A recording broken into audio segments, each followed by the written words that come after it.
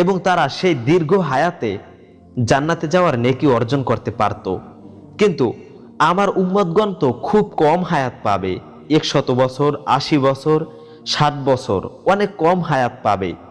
এই কম হায়াতে কিভাবে তারা জান্নাতে যাওয়ার নেকি অর্জন করতে পারবে?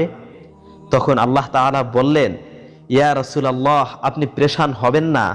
হতে পারে আপনার উম্মতের হায়াত খুব কম, কিন্তু আমি আপনার উম্মতদের মধ্যে এমন কিছু রাত, এমন কিছু আমল নির্দিষ্ট করে দিয়েছি যে এক রাতের আমলে তারা 1000 বছরের সওয়াব পাবে, এবং যেই ছোট ছোট আমলের দ্বারা তারা অনেক অনেক নেকি অর্জন করতে পারবে এবং অনেক গুনাহ থেকে মাফ পেয়ে যাবে।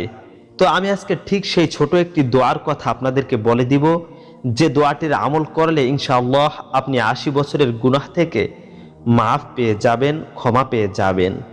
দর্শক, আর হ্যাঁ,